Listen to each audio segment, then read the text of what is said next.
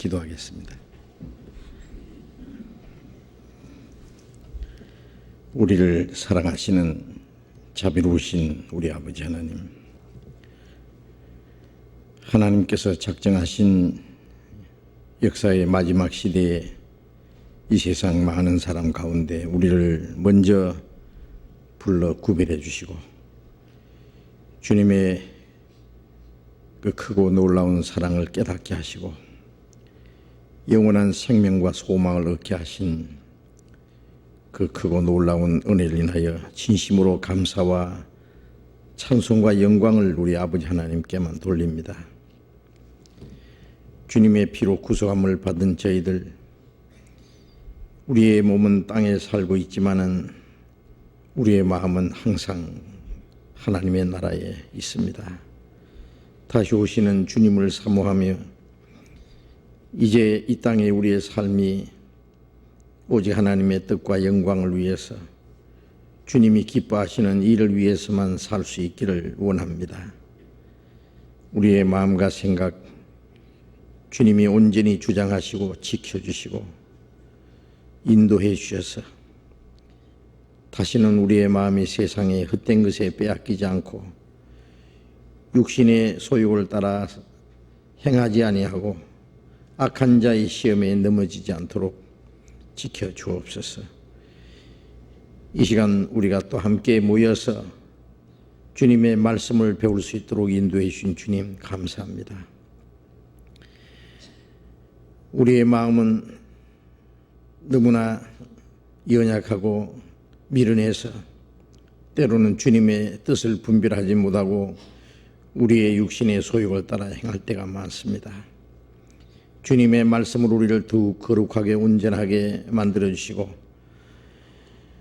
주님의 뜻을 분별할 수 있는 지혜를 주시고 또 주님을 위해서 살 수 있는 용기와 능력을 힘입혀 주옵소서.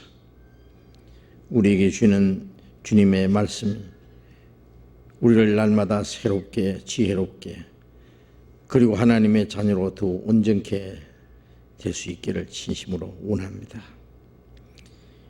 이 시간 함께 참여하지 못한 형제 자매들도 더욱 주님이 지켜주시고 더욱 주님을 가까이 하고 주님의 말씀을 사모할 수 있도록 인도해 주시옵소서. 이 시간 주님께서 우리의 마음과 생각 모두 다스려 주시고 인도해 주시기를 간절히 의지하오며 주 예수님 이름으로 기도드렸습니다. 아멘.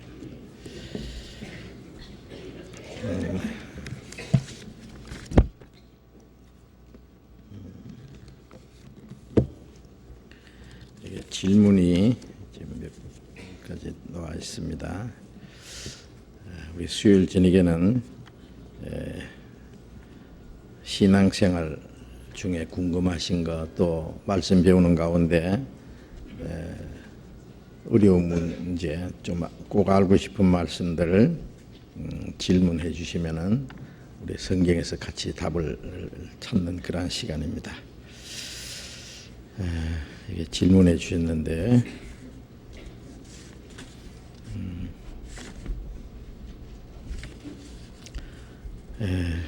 궁금한 게 생겨서 편을 들었습니다.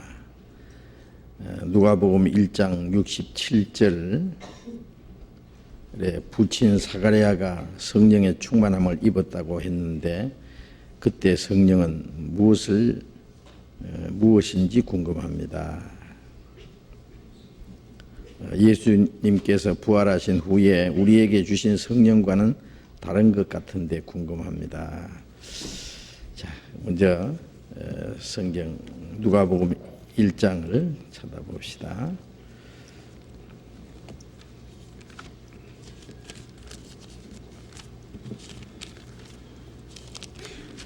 누가복음 1장 67절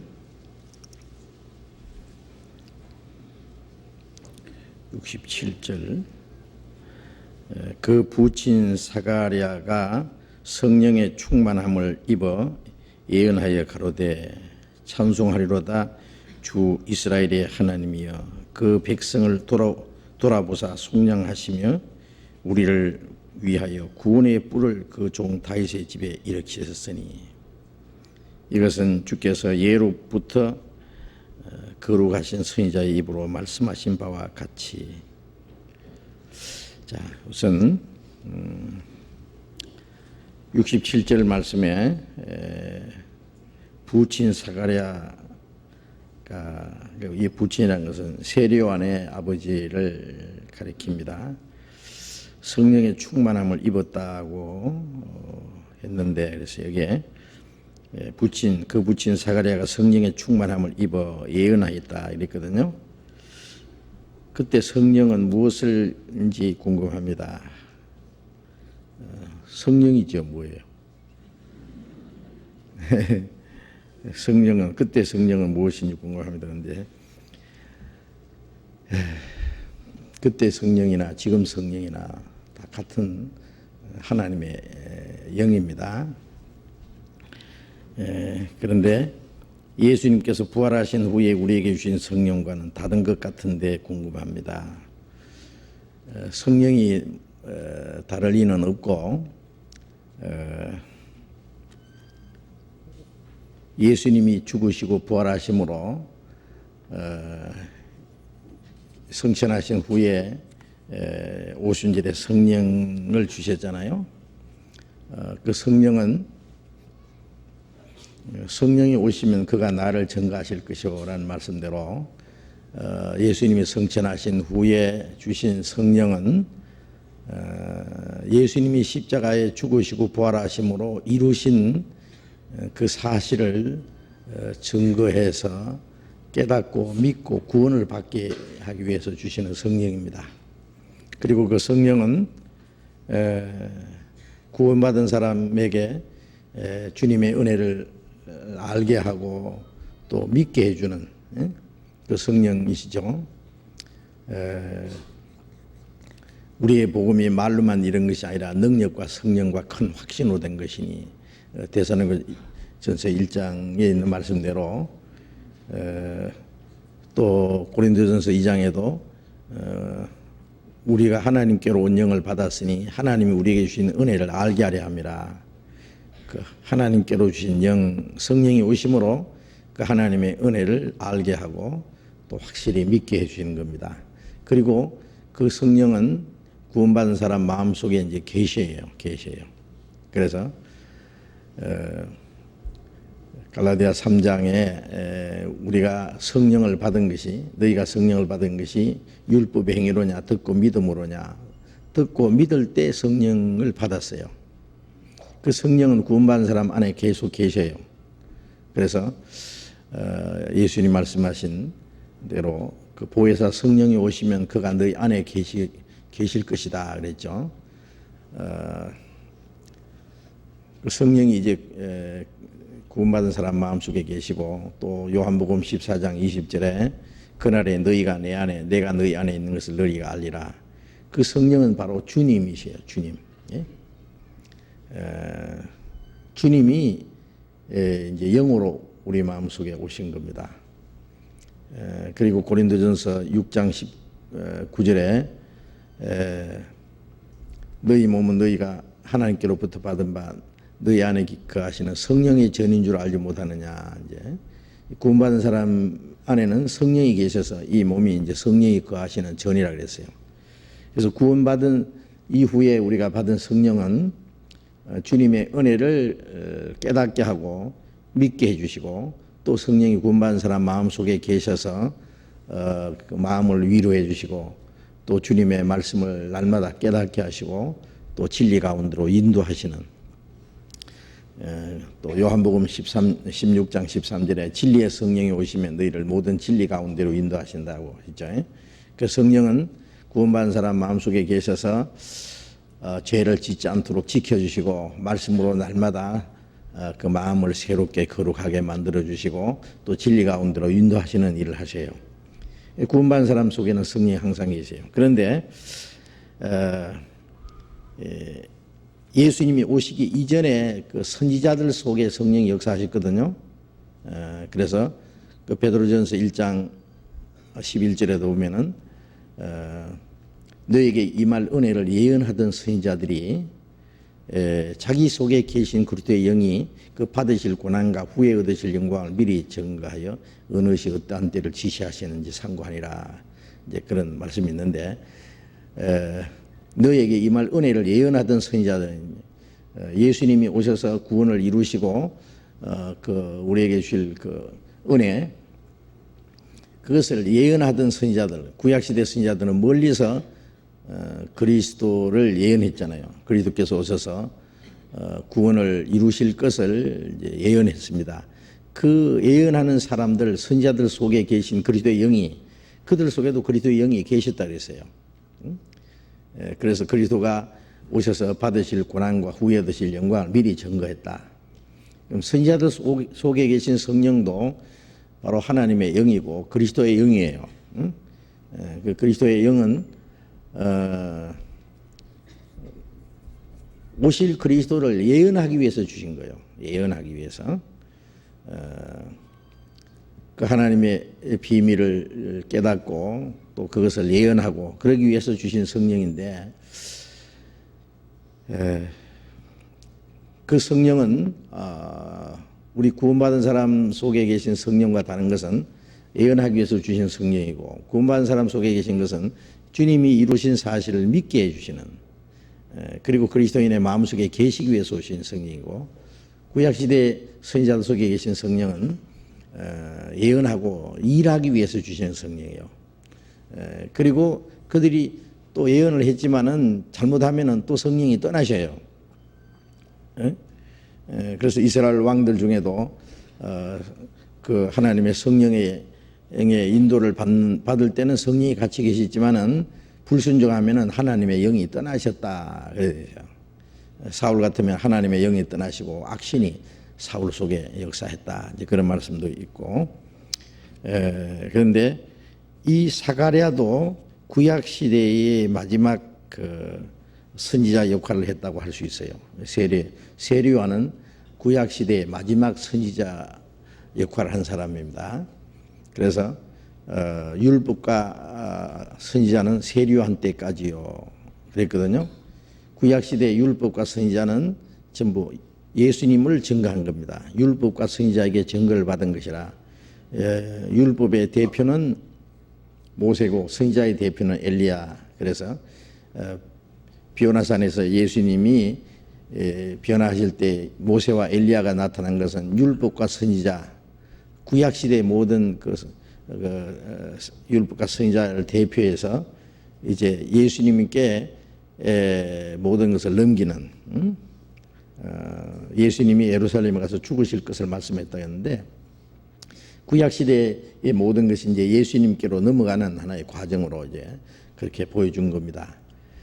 그리고 그 율법과 선지자를 멀리서 그리스도를 증거했는데, 세리와는 바로 자기 앞에 나타나신 예수님을 손가락으로 가르치면서 보라 세상 죄를 지고 가는 하나님 어린 양이라고 증거했기 때문에, 세리와는 모든 선지자, 율법과 선지자의 마지막 선지자 역할을 하는 사람입니다. 예수님이 세리와를 가르쳐서 선지자보다 더 큰 자니라 그랬거든요. 뭐 키가 커서 큰 게 아니고 또 큰 일을 해서 큰 것이 아니고, 모든 선지자들은 멀리서 그리스도를 예언했고 세리와는 가까이서 주님을 증거했기 때문에 그런 의미에서 큰 자입니다. 달이 다른 별보다 커서 크게 보이는 게 아니죠. 가까이 있으니까 크게 보이는 것처럼 세리와는 예수님을 가까이서 주님을 증거했기 때문에 모든 선지자보다 더 큰 자라고 그렇게 말했습니다. 그래서 세리와는 구약 시대의 마지막 선지자 역할을 한 사람입니다. 세리와는 예수님을 증거하고, 그 다음에는 이제 구약 시대의 모든 선지자들이 그리스도를 증거한 그 모든 것은 끝이 났어요. 그 세리와를 낳은 사가랴, 아버지 사가랴도 제사장인데, 여기 그 사가랴가 성령이 충만함을 입었다. 그리고 예언했다. 그 하나님의 말씀을, 또 하나님이 하실 일을 미리 예언할 때는 언제든지 성령이 역사하셔야만 되는 거예요. 그 성령의 충만함을 입어 이 사가랴는 성령에 완전히 사로잡혀서 그 성령에 의해서 예언했다 그런 뜻입니다. 성령은 같은 성령인데 그 예언하기 위해서 주시는 성령이요. 그 스가랴도 이 사가랴도 이제 그 후에 얼마나 살았는지 모르지만은 그도 물론 성령으로 말미암아 예수님을 증거했기 때문에 예수가 그리스도라는 것을 믿었으면은 그가 이제 구원을 받았겠죠. 그 구원은 그리스도를 믿음으로 말미암아 구원이 이루어지는 것이니까요. 그래서 예언하기 주신 성령이고 또 세리요한도 모태서부터 성령 충만한 사람이었거든요. 누가복음 1장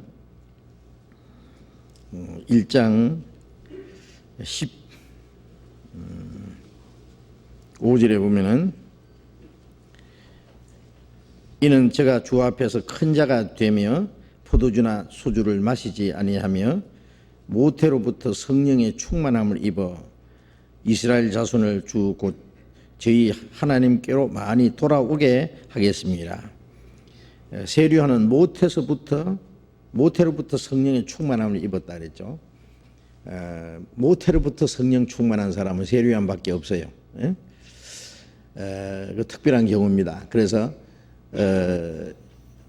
예수님의 모친 그 마리아하고 이 세리요한의 어머니 그 엘리사벳은 친척 관계입니다. 친척 관계인데 그래서 예수님보다도 먼저 6개월 먼저 세리요한이 그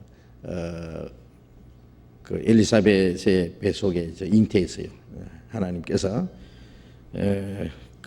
이 나이 많은 엘리사벳이 아이를 베게 했습니다. 그래서 예수님의 모친 마리아를 찾아갔을 때 세리요한이 뱃속에서부터 뛰어놀았어요. 저쪽에 뱃속에 있는 예수님을 보고 세리요한이 이 자기 어머니 엘리사벳 뱃속에서 뛰어놀았어요. 왜 모태부터 성령 충만하니까 기뻐하고 또 예수님을 증거했던 사람입니다. 그러나 그 증거가 마친 후에는 세리요한도 그 예수님에 대해서 개인적으로는 예수님을 믿어야 되는 그 세리요한이 예수님을 증거한 것은 그 세리요한의 개인의 그 구원을 위한 것이 아니라 그리스도를 증거하기 위한 성령입니다. 성령. 그래서 세리요한이 예수님을 증거한 이후에 나중에 옥에 갇혔죠. 헤롯에서 옥에 갇혀서 자기 제자들을 보내가지고 오실 그이가 당신입니까? 우리가 다른 일을 기다려오리까? 그 말씀 보면은 세리요한이 예수님을 실컷 증거해 놓고 이제 와서 오실 그이가 저 그리스도가 당신입니까? 우리가 다른 일을 기다려오리까? 그렇게 물은 거 보면은 그래서 어떤 사람은 세리요한이 의심해서 세리요한이 지옥 갔다 그렇게 말하는 사람도 있는데 그건 아니고 세리요한이 그렇게 제자들을 보내서 예수님께 그렇게 질문을 드린 것은 자기 개인적인 어떤 예수님이 정말 그리스도인가 하는 것이 의심났다는 것보다도 제자들이 아직 불신하고 있어요. 제자들이 예수님을 이제 제자들 보는 데서 예수님을 증거했잖아요. 그러니까 그 야고보 요한 같은 사람은 예수님을 따르기 전에 베드로도 마찬가지인데 그 세리요한의 제자였어요. 그리고 예수님의 증거를 듣고 예수님을 따랐던 사람이거든요. 그 예수님의 제자 중에 몇 사람이 예수님의 제자가 됐잖아요. 보라 세상 죄를 지원하는 하나님의 어린 양이라. 나는 그의 신들매 풀기도 감당치 못하겠다. 나는 물로 세례를 주었거니와 내 뒤에 오시는 이는 성령으로 세례를 주시리라 그랬잖아요. 그래 예수님을 증거를 한 후에 많은 사람이 이제 예수님을 따랐어요. 그러니까 세리요한 제자들이 이제 세리요한을 따른 사람들은 없어졌어요. 많은 사람들이 예수님을 따라가니까 그러니까 주님이 선생님이 증거하시고 세례를 주시던 그분이 그 예수님이 저쪽에서 세례를 주매 그리로 가더이다. 물론 예수님이 세례 주신 것이 아니고 예수님 제자들이 그 요단강이나 혹은 물 많은 데서 그 침례를 줬습니다. 근데 많은 사람이 이제 그리로 갑디다. 이제 우리는 시세 폭락됐습니다. 그 말이에요. 이제 우리는 인기 떨어졌습니다. 하나의 시기하는 말입니다. 그래서 세례요한이 신부를 취하는 자는 신랑이나 그 신랑의 음성을 듣는 친구가 크게 기뻐하나니 나는 이런 기쁨에 충만하였다. 예수님은 신랑이고 예수님을 따르는 사람들은 신부고, 세례요한은 그 신부를 신랑에게 인도했던 친구, 즉 중매 역할하는 사람이에요. 그러면 중매자, 신부는 신랑 따라가야지 중매자 따라가면 되냐? 신부가 신랑을 안 따라가고 중매쟁이 좋아가지고 중매쟁이 줄줄 따라가면 어떻게 해요? 그러면 안 되잖아요. 세례요한은 그리스도를 증거했기 때문에 많은 사람이 그리스도를 따르는 건 너무 당연한 일이죠. 자기 따르면 안 되죠. 그는 흥하에 되었고 나는 쇠하에 하리라, 그런 말씀을 했어요. 근데 제자들이 그걸 이해를 못한 거야 아직. 그러니까 이제 세례요한이 옥에 갇혔으니까 제자들을 예수님에게 보내서 그 예수님이 그리스도라는 것을 확인시켜야 돼요. 확인시켜야 돼요. 그리고 확인시키는 동시에 자기 개인적으로도 재확인을 해야 됐을 거야 아마. 왜냐하면 세례요한이 이제 옥에 그리스도를 다 증거한 이후에 옥에 갇혔을 때는 세례요한의 모든 역할은 끝났어요. 세례요한은 켜서 비치는 등불이라 그랬어요. 해가 뜨기 전에 등불이 필요하지, 해가 뜨면 등불이 필요 없잖아요. 예수님이 오셔서 이제 예수님이 증거를 시작한 때부터는 세례요한의 역할은 끝난 거예요. 그런 의미에서 세례요한 속에 성령이 충만했다는 그 사실도 예수님을 증거하기 위한 것이지 개인의 구원을 위해서 주신 성령은 아닙니다. 이제 그렇게 얘기해요. 그래서 같은 성령은 같은 성령인데 구약 시대의 선지자들 속에 역사했던 성령은 그리스도를 증거하기 위해서 주는 성령이고, 또 구원받은 이후 우리가 받는 성령은 주님을 믿게 하고 또 구원받은 사람 속에 계속해서 계시기 위해서 주신, 즉 생명으로 주신 성령이요. 구원받자마자 고린도전서 6장 17절에 주와 합하는 자는 한 영이라. 주님이 오시자마자 주님의 영과 내 영이 합해졌어요. 이제 구원받은 사람 속에는 성령이 계셔서 내 영과 주님의 영을 사실을 분리시킬 수가 없어요. 주와 합한 자는 한 영이라. 쇠를 불 속에 용광로 속에 넣으면 쇠가 빨갛게 됐잖아요. 쇠가 불 속에 들어가고 불이 쇠 속에 들어가서 불과 쇠가 하나가 됐어요. 그것처럼 주님이 내 안에, 내가 주님 안에. 요한복음 14장 20절에 그날에 너희가 내 안에 내가 너희 안에 있는 것을 너희가 알리라. 주와 합한 자는 한 영이라. 이제 같은 말입니다. 주님의 영과 내 영이 합해서 하나가 됐어요. 이제 그건 그리스도인들, 구원받은 사람 속에 계신 성령. 구원받은 사람 속의 성령은 한번 확실히 거듭나서 성령이 오시면 그 성령이 떠나시지 않아요. 우리 개인적으로 혹시 잘못해서 내가 성령을 떠나는 게, 내 마음의 성령을 떠나는 것이지 성령이 나를 떠나는 게 아니에요. 그래서 성령을 근심되게 하지 마라. 성령을 슬프시게 하지 마라. 성령을 시게 나게 하지 마라. 야고보서 4장 5절에는 너희 속에 거하게 하신 성령이 시게 하기까지 사모하신다 하신 말씀은 헛된 줄 생각하느냐. 그리스도인이 주님보다도 다른 것을 더 사랑하면 이 안에 계신 성령이 시게 하세요. 시기. 또 에베소서 4장에는 성령을 근심되게 하지 마라. 우리가 그리스도인이 죄를 짓고 또 나쁜 말을 하면은 성령이 근심하세요. 사랑하는 어머니가 아들이 죄를 짓고 잘못하면은 그걸 알면 어머니가 근심하시잖아요. 주님은 우리를 너무 사랑하시기 때문에 우리가 죄를 짓고 잘못하면은 근심하세요. 슬퍼하셔요. 또 로마서 8장에 보면은 우리가 마땅히 빌 바를 알지 못하나 성령이 말할 수 없는 탄식으로 성도를 위하여 친히 간구하시느니라. 우리가 하나님 앞에 마땅히 기도할 걸 알지 못하고 주님의 뜻을 분별 못할 때는 성령이 탄식도 하세요. 탄식. 그러니까 성령은 완전한 하나의 인격자요. 뭐 성령이 날라다니는 능력이 아니고 완전한 인격자가 우리 안에 이렇게 오신 거예요. 예? 성령. 그래서 그 성령이 떠나시지 않고 항상 같이 계세요. 주 항상 계시네 내 마음속에 거룩하신 주의 이 뭐 그 큰 사랑 뭐 그런 노래 있잖아요. 주님이 내 안에 계셔. 위로하시네 뭐 이런 그리고 뭐야 좁은 길을 걸으며 밤낮 기뻐하는 것 성신이 내게 계심이라. 성령이 우리 안에 계시기 때문에 좁은 길을 걷고 어떤 어려운 일을 당해도 항상 기뻐할 수 있어요. 성령이 계신다는 게 얼마나 놀라운 일입니까? 차이입니다. 이제 구약 시대의 성령, 예수님 또 베드로도 그랬습니다. 베드로가 주는 그리스도이시오 살아계신 하나님의 아들이십니다. 그렇게 고백을 했잖아요.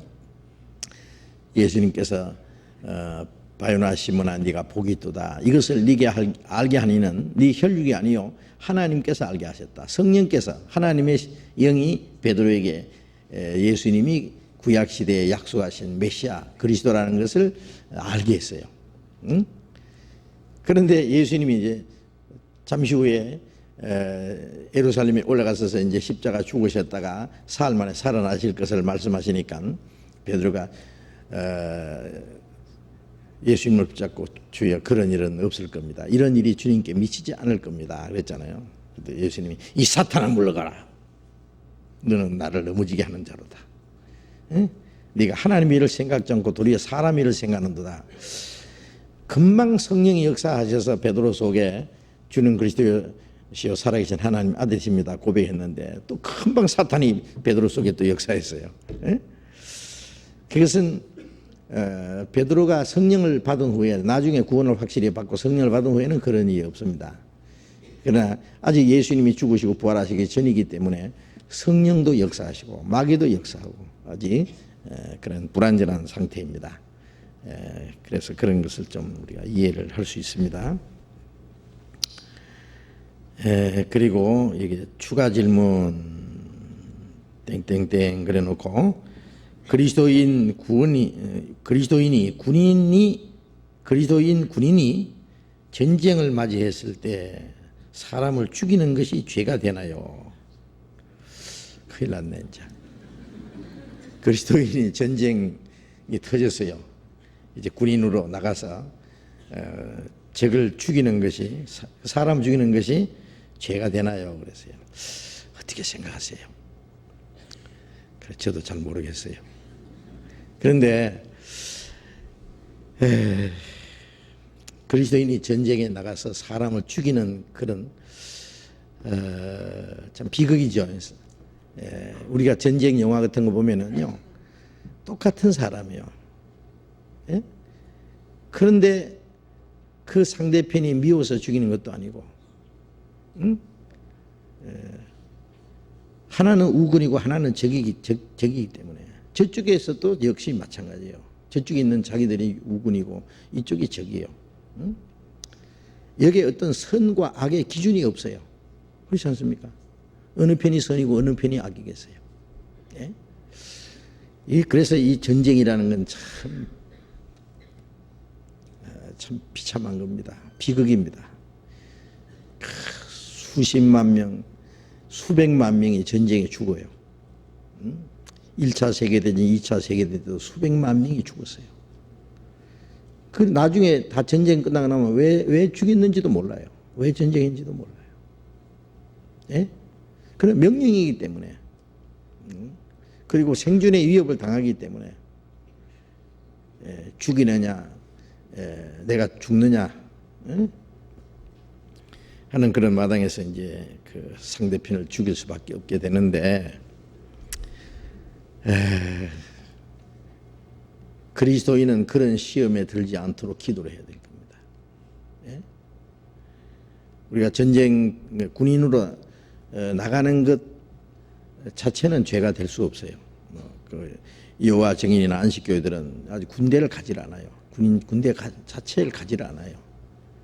그리고 총은 살인무기라고 해서 절대 손에 들지도 않아요. 손에 대지 않아요. 아무리 들급해도 총을 안 들어요. 총을 목에다 걸어줘도 가만히 있어요. 내가 봤어요. 그거 훈련소에서요. 목에 걸어주면 가만히 있어요. 두들겨 펴도 손 안 대요. 살인 무기에 내가 왜 손을 왜 대냐 그래요. 그래 이제 감옥에 가죠. 그러니까 국방의 의무를 해야 되는데, 근데 그건 잘못된 겁니다. 그 군대에 간다고 다 사람을 죽이는 건 아니에요. 그렇잖아요. 사람을 죽이지 않으면서도 군대가 나라를 지켜야 되고 해야 될 일이 너무 많아요. 그리고 내가 총을 들고 사격 연습을 하고 그 병기를 다룬다고 해서 꼭 사람을 죽이기 위해서 그런 건 아니에요. 예수님도 베드로에게 제자들이 그랬어요. 금이 없는 자는 옷을 팔아, 겉옷을 팔아 금을 사라 그랬잖아요. 베드로가 여기 금 둘이 있습니다. 그럼 됐다 그랬어요. 하나는 베드로가 가졌고 하나는 누가 가진지 모르겠어요. 사도 요한이 항상 예수님 가까이 있으니까 사도 요한이 하나 또 가지고 있었는지 모르겠는데 12제자 중에 칼을 가지고 있는 사람이 2사람이 있었어요. 예수님이 그걸 허락하셨어요. 그런데 정작 칼을 쓰려고 그러니까요. 베드로가 칼을 가지고 그 말구의 길을 잘라버렸잖아요. 그때 예수님이 칼을 쓰는 자는 칼로 망하느니라. 칼을 가지라고 해놓고는 또 칼을 쓰지 말라고, 칼을 쓰는 자는 망한다고 그랬어요. 칼은 가지고만 있지 써서는 안 돼요. 그러니까 없어서 안 쓰는 것보다는 있으면서도 안 쓰는 것이 그게 힘이죠. 그렇지 않아요? 왜냐면 우리 그리스도인들 옛날 금투사들, 영화에 그런 게 있잖아요. 금투사들이 막 힘센 사람들이 막 사자도 막 찢어 죽이고 막 맹수하고도 싸워 이기고 그러는데, 그리스도인이요. 이 금투사가 그리스도인이에요. 그리스도인. 근데 이제 이 상대편하고 싸우게 됐어요. 짐승이 아닌 사람하고. 내가 죽이든지 아니면 저 사람이 나를 죽이든지 이제 둘 중에 하나는 죽어야 돼요. 그래 막 구경꾼들이 옛날에는, 요즘엔 막 서로 때리게 권투하는 것도 막 서로 때리고 그런 걸 보고 사람들이 막 손뼉치면서 막 재밌어 하잖아요. 옛날에는 그 콜레시움 경기장 같은데요. 그런 데서 짐승하고 싸워서 물어 죽는 거 보고 막 쾌감을 느끼고 그 짐승하고도 싸우고, 그리고 금투사들끼리 막 서로 죽이는 거 보고 막 손뼉치면서 재미있어 하고 하잖아요. 그런데 금투사로 이제 잡혀가가지고 짐승하고는 싸우는데 사람끼리 싸움을 딱 붙여놓으면은 칼을 버리는 거예요. 왜냐? 내가 사람을 죽일 수는 없다. 저 사람이 나를 죽일지라도 나는 저 사람을 죽일 수 없다. 그게 그리스도인의 양심이거든요. 양심. 힘이 있지만은 안 쓰는 거예요. 그게 더 큰 힘입니다. 사랑의 힘이죠. 힘이 없어서 당하면 억울한 거예요. 그런데 힘이 있어도 안 쓰는 게 얼마나 놀라운 힘입니까? 그건 아무나 할 수 없는 거예요. 그거는.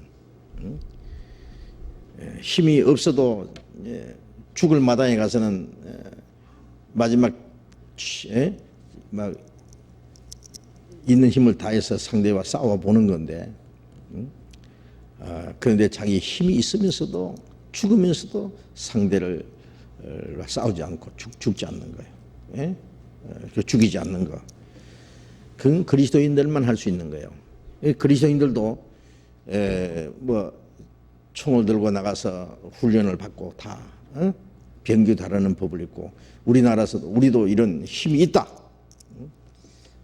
그 힘으로 상대를 위압하고 누르고 그런 건 필요할 겁니다. 그런데 전쟁터에서는 어쩔 수 없이 서로를 죽여야 되는 그런 비극이 있는데, 그리스도인들은 그 시험에 빠지지 않도록 기도를 해야 되겠다고 생각을 해요. 그래서 될 수 있으면 사격 연습을 정확하게 해가지고 상대편을 죽이지 않을 정도, 안 죽을 정도로 팔을 쏜다든지 다리를 막 쏜다든지. 요즘에 경찰들 말이에요. 총을 딱 줬는데 그래서 탁 상대편을 말이에요. 너무 죽여가지고 너무 이게 그 뭐요 너무 하지 않느냐 그러는데 정당방위는 죽일 수 있죠. 그런데 우리나라는 아직도 그게 이제 어쨌든 그 사람이 도둑이든 강도든 죽이는 것은 너무 하지 않았느냐. 응? 그래서 이제 경찰이 그 강도와 싸우다가 죽이면은 그게 좀 문제가 되고, 그러나 정당방위로 물론 큰 죄는 아닙니다만 문제는 되기는 해요. 그렇기 때문에 이 경찰들이요 그 사격 연습을 정확하게 해서 상대를 안 죽을 정도로 심장을 쏘지 말고 머리도 쏘지 말고 뭐 다리를 쏜다든지 막 또 잡게 하면 되거든요. 죽이는 게 목적이 아니니까. 그러기 위해서는 더 저를 연습을 잘해야 될 것 같아요. 사격 연습. 그렇죠. 그래서 쏘되 죽이지는 말라.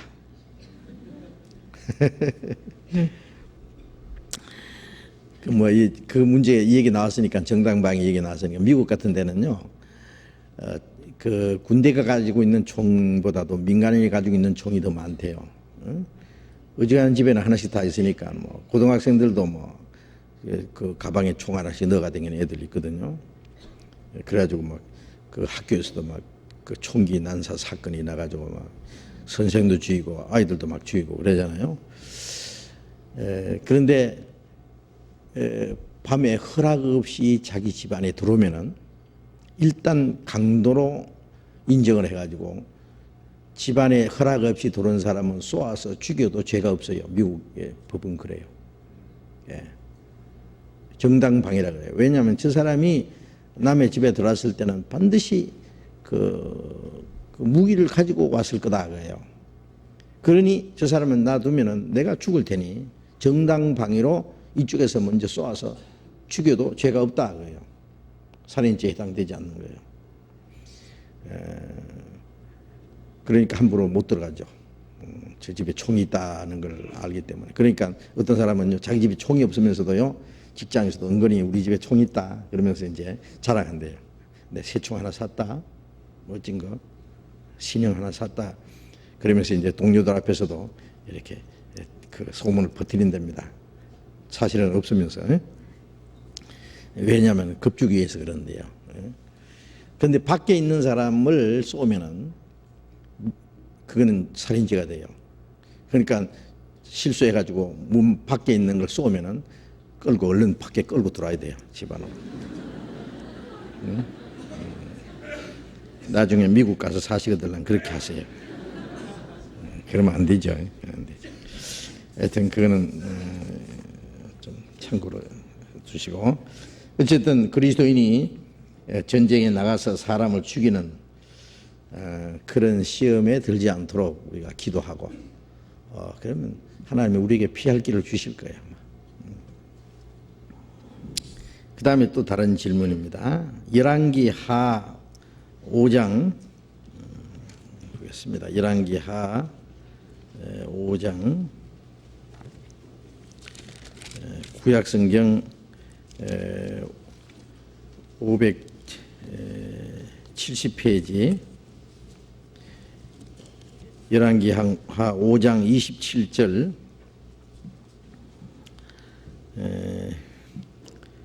그러므로 나아만의 문둥병이 네게 들어 네 자손에게 미쳐 영원토록 이르리라. 게하시가 그 앞에서 물러나오매 문둥병이 발하여 눈과 같이 되었더라. 이 게하시는 엘리사 선지자의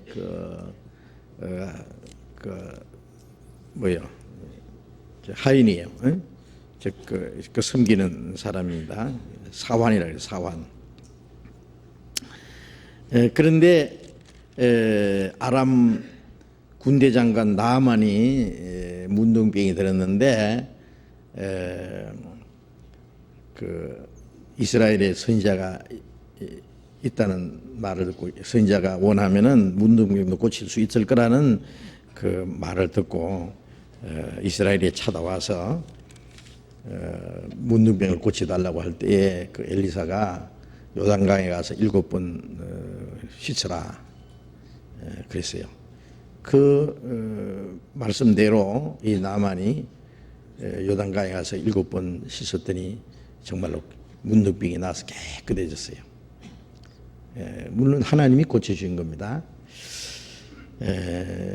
그래서 이 나아만이 자기에게 가져오는 많은 선물을요, 선물로 엘리사에게 드리려고 이걸 받으라니까 엘리사는 내가 아무것도 받지 않겠다. 그냥 돌려보냈어요. 왜냐하면은 그 선물을 받으려고 고쳐준 것도 아닌 뿐만 아니라 엘리사가 봤을 때 이 나아만이 문둥병이 낫기는 했지만은 그 자기를 고쳐준 하나님을 섬겨야 되는데 그 돌아가면은 거기에서는 이제 그 우상, 림몬이라고 하는 그 아람 사람들이 섬기는 우상 앞에 절을 할 걸 잘 알고 있어요. 그런데 우상 그 문둥병은 나았지만은 우상을 숭배할 그런 사람에게다가 그 선물을 받으면 안 되죠. 엄청난 많은 막 금과 은과 뭐 옷과 이런 선물을 가져왔는데 다 그냥 돌려보냈어요. 그런데 그 게하시가 가만히 보니까 너무너무 아깝거든요. 저 선물 그냥 그만한 선물을 받을 자격이 있는데 그 받아가지고 자기도 좀 주고 했으면 좋겠는데 그냥 돌려보냈거든요. 그래서 엘리사 선지자의 허락 없이요, 이제 뒤따라갔어요. 여보세요, 아까는 우리 선생님이 필요 없다고 했는데 이제 다시 좀 필요 있다고 합니다.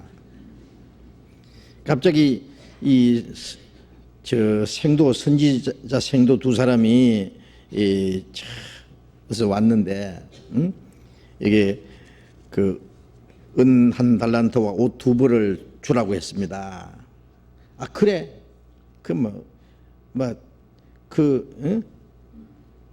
은 달란트하고 옷 2벌하고 그 전대에 넣어가지고요, 굉장히 많은 겁니다. 그래가지고 그 나귀에 태워가지고요 보냈어요. 그러니까 게하시가 얼른 가져가서 자기 집에 감췄어요. 감추고는 이제 엘리사에게 갔는데 엘리사가 그랬어요. 어디 갔다 왔노? 그랬어요. 아무 데도 안 갔다 왔습니다.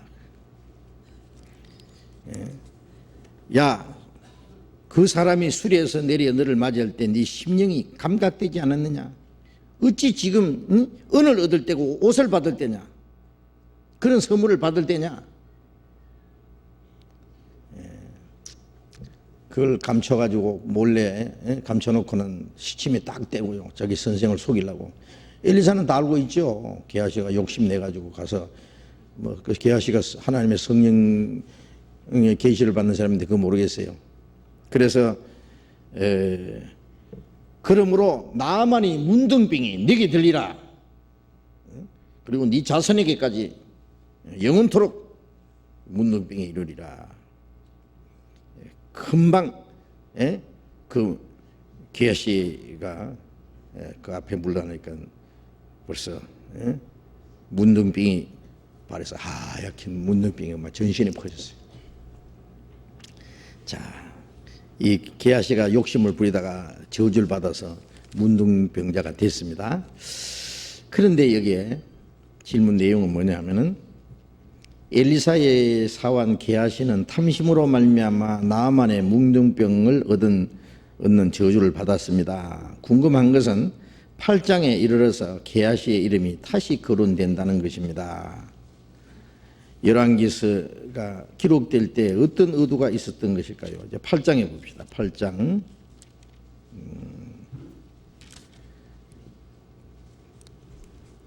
이제 8장 4절에 보면은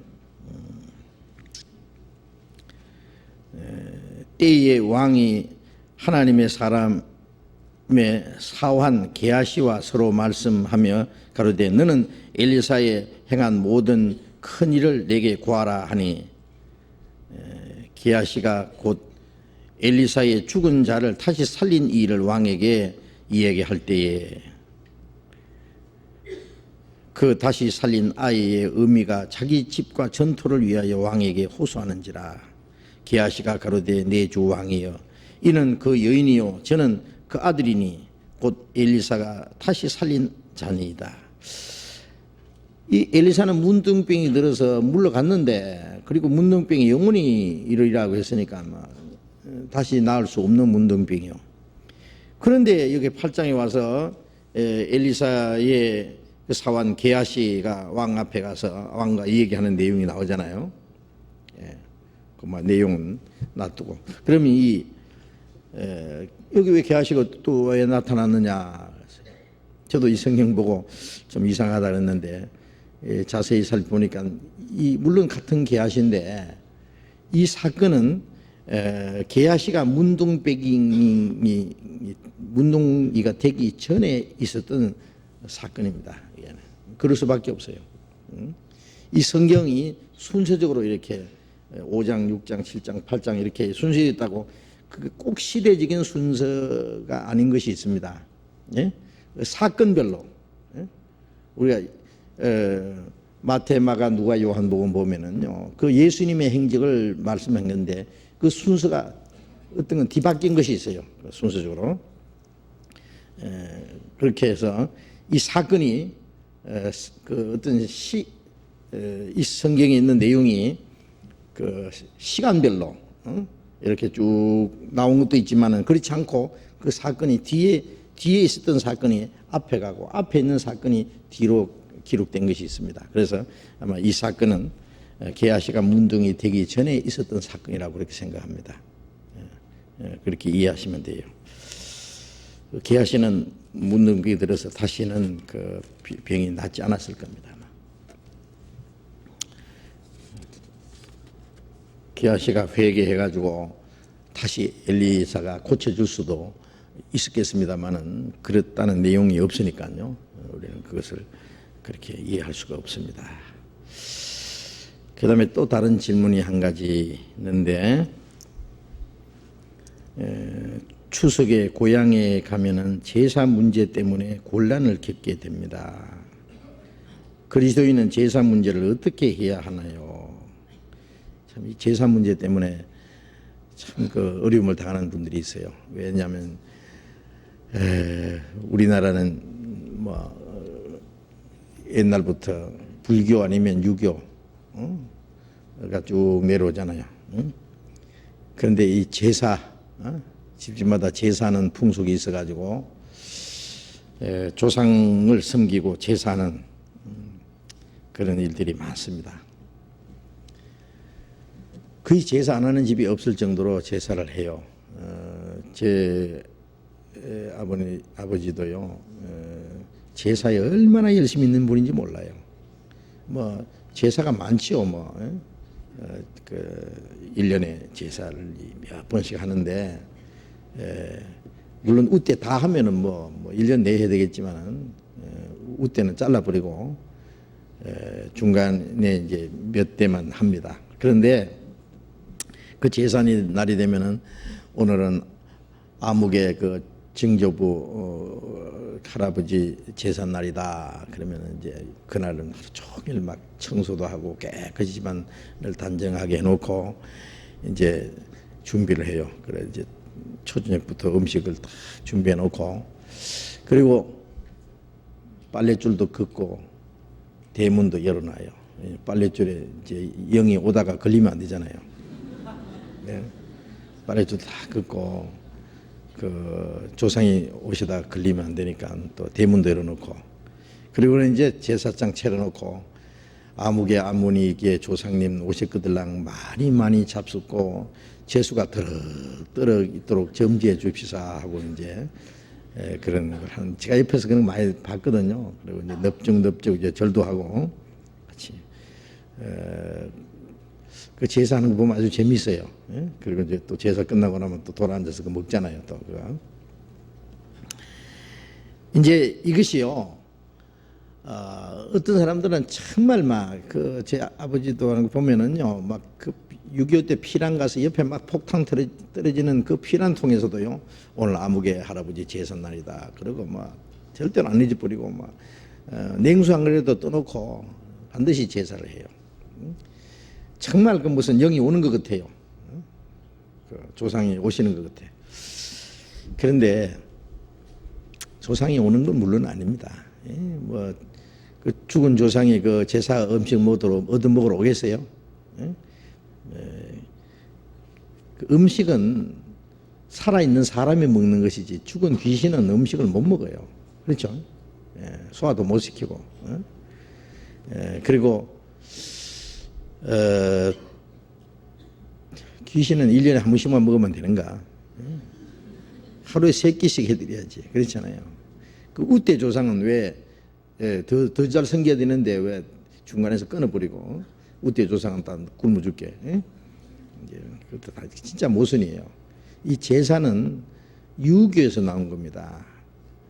살아생전에 그 부모님에게 효를 다 못한 것을 돌아가신 후에 후회하고, 그래서 제삿날은 돌아가시기 전날이 제삿날이에요. 살아실 때 좋아하시던 음식 차려놓고 이렇게 절하고, 그 자손이 돌아가신 조상에 대한 하나의 그 효를 보이는 그런 관습이에요, 관습. 그 무슨 진짜 조상이 오는 것도 아니고. 그런데 이것이 하나의 종교처럼 돼버렸어요. 안 하면 큰일 난 줄 알아요. 안 하면 조상을 섬겨야지. 그래서 이 제사 때문에 예수 못 믿는 사람도 많아요. 왜 예수 믿는 사람은 조상을 못 섬기게 하냐? 그리고 이제 자기 자녀들이 예수 믿으면, 야, 나 죽으면 너 제사도 안 해줄 거지.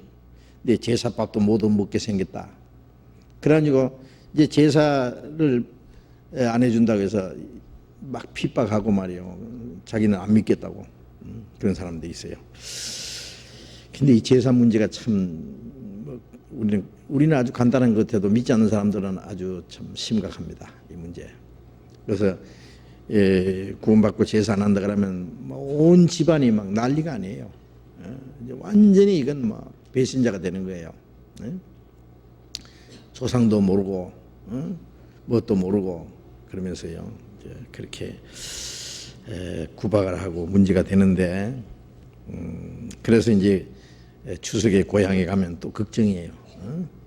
이제 새로 구원받은 분은 더구나 이제 추석에도 제사합니까? 예? 제사하는 데 많죠. 그래가지고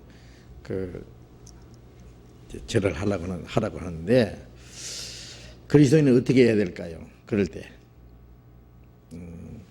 한번 잠깐 봅시다. 고린도전서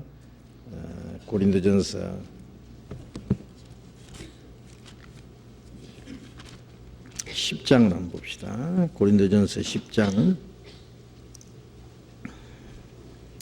고린도전서 10장 19절.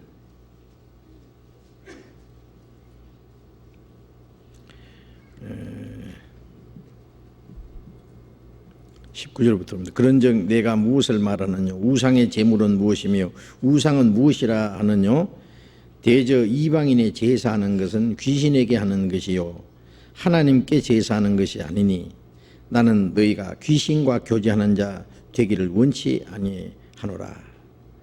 너희가 주의 잔과 귀신의 잔을 겸하여 마시지 못하고 주의 상과 귀신의 상에 겸하여 참여치 못하리라. 그러면 우리가 주를 노여워하시게 하겠느냐? 우리가 주보다 강한 자냐? 이 고린도에는요 우상 숭배하는 일이 많았어요. 그 집집마다 우상을 숭배하는 일이 있는데, 일본에 가면 그래요. 일본에는요 아예 집을 지을 때 뭘 섬기는 그 장소를 따로 만들어놔요. 제일 좋은 장소. 그거 갖다 뭘 섬겨놓고 가다 절을 하고 뭐 이렇게 섬기기도 하고 그러는데, 이 고린도에는 많은 우상들이 있었어요. 그래서 우상에 올라갔던 제물이 심지어는요 시장에도 나와요. 팔기도 하고. 그 다음에 이제 집집마다 가면은 우상에게 그 바쳤던 그 제물을 먹기도 하고 손님에게 대접도 하고 이렇게 해요. 물론 그 사람들은 이 조상 죽은 신을 섬기는 것은 아니겠지만 여러 가지 우상을 섬겨요. 그러면 이제 우리가 드리는 제사, 이제 우리 이제 동양 사람들이 특별히 하는 제사, 이런 제사는 그럼 뭐냐? 그것도 하나의 우상 숭배와 같다고 생각해요. 예? 왜 그러냐면은 생명 없는 곳에다가 절을 하고 섬기는 것은 전부 일종의 우상이에요. 우상 숭배예요. 예?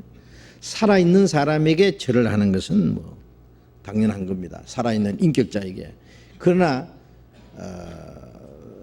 생명이 없는 데다가 거기다 절을 하고 경배를 하면은 그것은 우상 숭배를 하는 거거든요. 그런데 우상을 만들고 절하면은 그 우상은 아무것도 몰라요. 그 뭐 섬김 받는 것도 아니고. 그렇죠.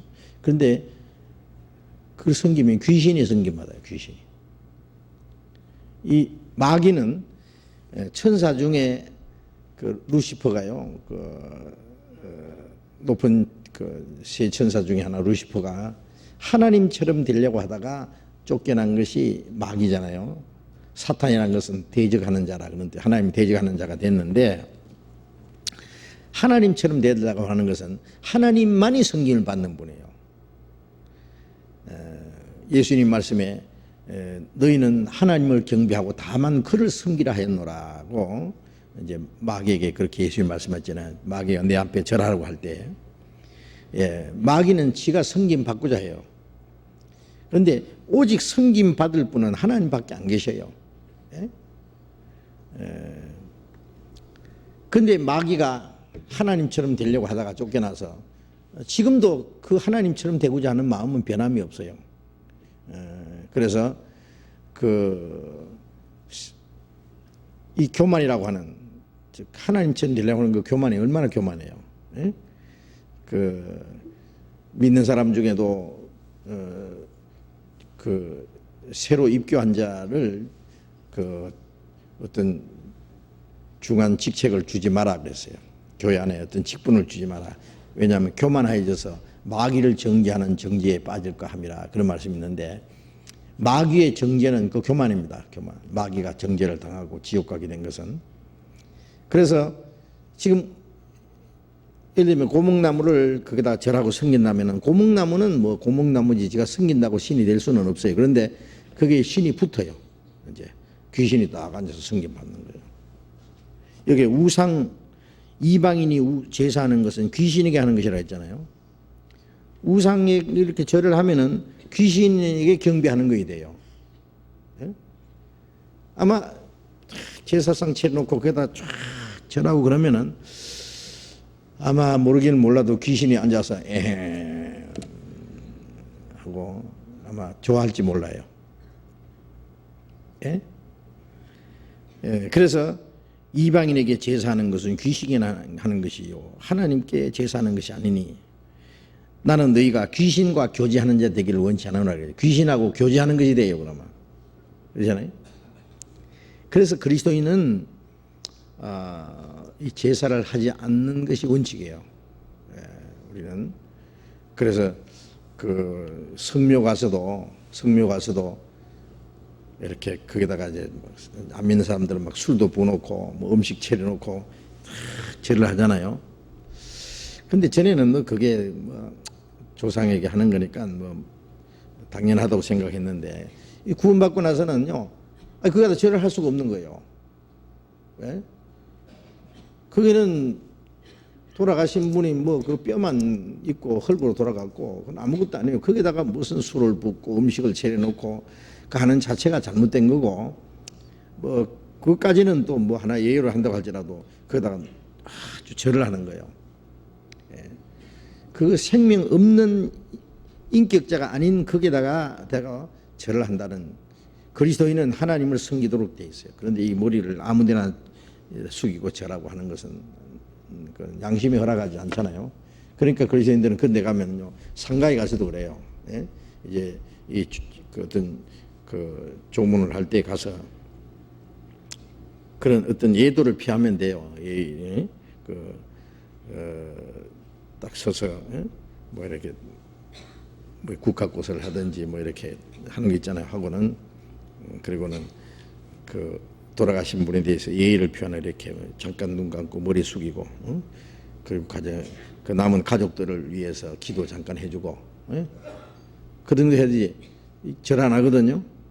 전에 한번 어떤 그 믿는 사람이 돌아가신 데 가보았더니요. 아주 우리나라에서 유명한 분입니다. 그 교육계에서 아주. 그런데 그 집안은 이제 믿는 분이에요. 기독교인이에요. 그 아드님 한 분이 교수님인데 미국에 구원받아서 우리 교회 나오는 분입니다. 그게 이제 그 아버지가 돌아가셔서 갔는데 문에다가 뭐라 썼냐면 절하지 마시오 써놨더라고요. 절하지 마시오 그래놨어요. 그러니까 안 믿는 사람도 절 못해요. 하고 싶어도 못해요. 절하지 말라고 해놨는데. 나 그런 거 처음 봤어요. 그래서 이래 예의를 표하고 나와요. 다른 사람들이 뭐 절하든 안 하든 그 사람들은 자기들 알아서 하는 거고, 그리스도인들은 이렇게 머리를 숙이고 묵념하고 묘지 앞에 가서도 이렇게. 너 왜 절 안 하노? 그러면 우리 믿는 사람은 이렇게 하는 거예요. 이렇게 하는 거예요. 그러면은 요즘에는요, 그게 예수 믿는 사람은 저렇게 하는 것 같다. 예? 막 겉으로는 예수 믿는 사람들의 뭐 조상도 모르고 뭐시 어떻게 하면 막 이제 비꼬는 소리 하고 이제 좀 기분 나쁘게 하지만은요, 속으로는요 욕 안 합니다. 속으로는. 그렇지 뭐 예수 믿는 사람 저렇게 하니까 이해를 해요. 이해하려고 안 믿는 사람들도 이제는 그게 많이 이제 알려져서 이해를 하려고 노력합니다. 그런데 오히려요, 넙적 절을 하면은요, 옆에 사람들, 너 예수 믿으면서도 다른 사람은 안 하는데 니는 하는구나. 그래, 저렇게 해야지. 예수 믿어도 그런 것도 하고, 예수 믿어도 술을 또 한잔 하고, 이렇게. 이제 이렇게 하면은요, 좋아하는 것 같아도 속으로는 너 가짜다. 그래요. 속으로는 너 가짜다. 그래서 그리스도인이라는 것을요, 딱 그 자세를 보여야 돼요. 좀 요거도 뭐 어때요? 우리가 신앙생활 하다가 핍박받고 뭐 매도 맞고 감옥도 갔죠. 죽기까지 하는데 그 우리가 그리스도인으로서의 단정한 모습을 보이는데 그것 때문에 욕 좀 얻어먹는다고. 어떤 집에는 아주 심각한 집도 있어요. 너 그렇게 하면은 나 제사도 안 해주면 너 이제 너 상속도 안 준다. 뭐 그러고 위협도 하고 그러는데요. 그래도 그리스도인들은요, 그 제사하지 말고 그 대신에 육신적으로 더 잘해야 됩니다. 제가 재밌는 얘기 하나 할게요. 그 어떤 며느리가 있는데요, 예수 믿는다고 막 우리 죽으면은 너희들 이제 제사도 안 해줄 것이지 그러면서 이제 막 그 아들하고 며느리를 그렇게 구박을 하고 그랬대요. 어느 시골에서요. 실제 상황입니다. 상황입니다. 그런데 그래서 이제 아들하고 이제 그 며느리하고 둘이서 의논했대요. 그래서 부모님께 그런 거야. 돌아가신 후에 아무리 만산 진수 차려놓고 잡수라고 해도 어떻게 잡수겠습니까? 돌아가신 후에 뭘 해도 무슨 소용이 있겠습니까? 우리가 살아계실 때 잘해드리겠습니다. 그러니까 한 달에 한 번씩 우리가 제사를 드리겠습니다. 산제사 드리겠습니다. 그랬대. 그래가지고는요, 진짜 한 달에 한 번씩 뭐 이렇게 깨끗하게 옷 해서 이렇게 드리고는, 그리고는 좋은 음식 차려가지고요, 앞에 두 분 모셔놓고 큰 일하는 거세요. 그러면서 많이 잡숫고 건강하게 오래오래 사십시오. 그러니까 아주 기분이 좋거든요. 한 달에 한 번씩. 그러니까 이제 이 시아버지 시어머니가 기분이 좋아가지고 온 동네 사람들에게 여보시오, 우리 아들하고 며느리하고 산제사 하는 거 와서 좀 보소. 소문을 내고 그랬대요. 그래가지고 그렇게 기분 좋아하더래요. 그런데 제가 실제 상황이라는 걸 어떻게 알았느냐 하면은, 어떤 우리 믿는 분이요, 어떤 동네에 가서 그 얘기를 했대요. 그랬더니 아이고 그 사람이 우리 동네 사람이라고 그러더래요. 바로. 그래서 저도 그게 사실인 줄 알았어요. 그래서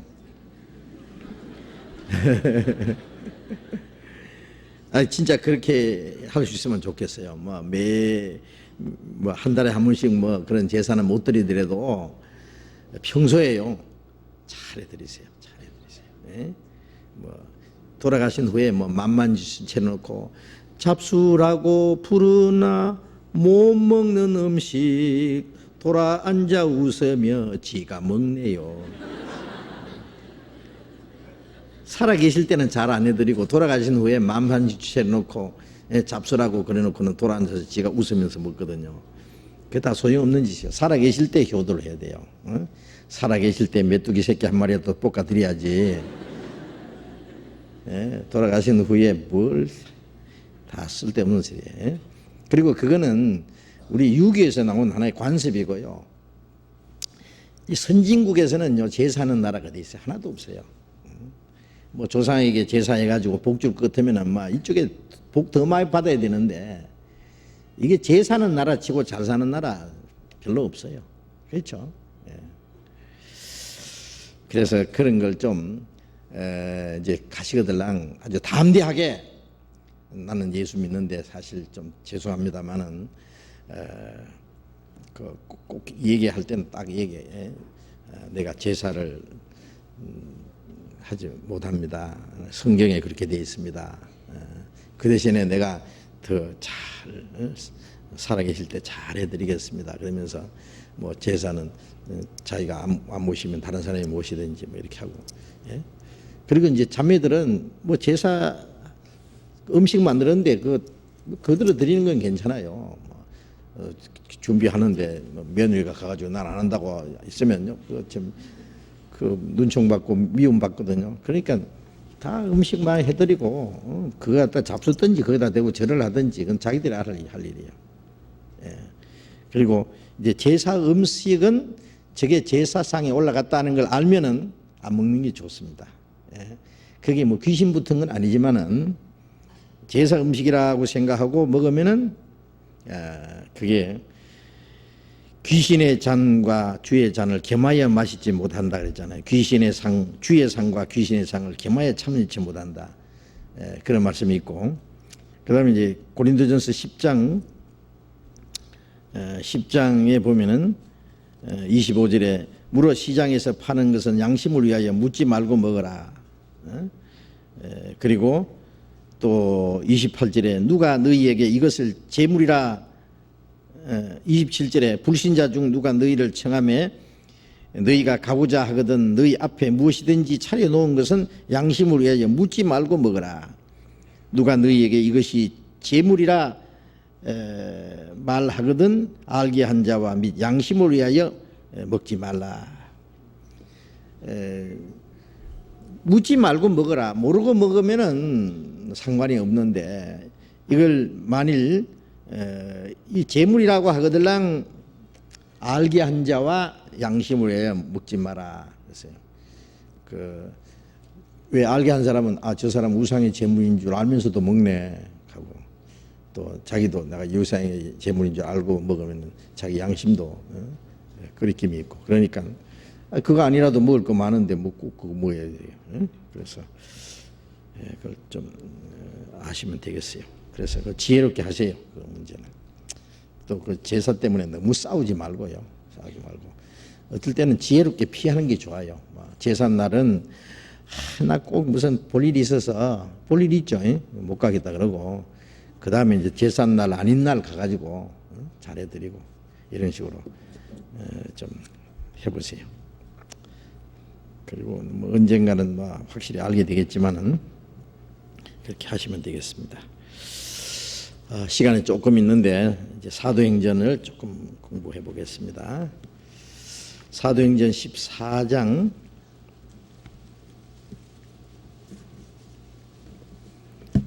15장입니다. 사도행전 15장 신약 213페이지 사도행전 15장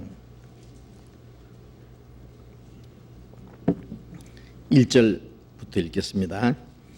어떤 사람들이 유대로부터 내려와서 형제들을 가르치되 너희가 모세의 법대로 할례를 받지 아니하면은 능히 구원을 얻지 못하리라 하니 바울과 바나바와 저희 사이에 적지 아니한 다툼과 변론이 일어난지라. 형제들이 이 문제에 대하여 바울과 바나바와 및 그 중에 몇 사람을 예루살렘에 있는 사도와 장로들에게 보내기로 작정하니라. 저희가 교회에 전송을 받고 베니게와 사마리아로 다녀가며 이방인들이 죽게 돌아온 일을 말하여 형제들을 다 크게 기쁘게 하더라. 우선 여기까지만 읽겠습니다.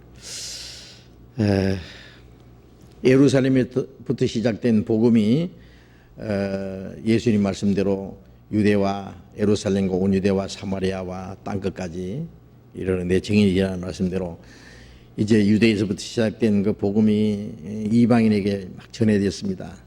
그 이방인 교회 그 대표적인 교회가 안디옥 교회. 그 안디옥에서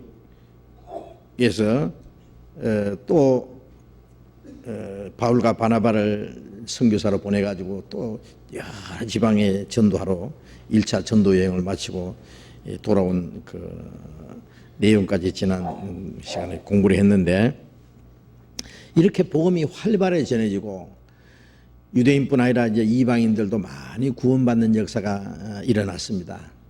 그래서 구원받은 사람들은 크게 기뻐하며 하나님께 감사하면서 더 힘있게 복음을 전해지는 그런 마당에서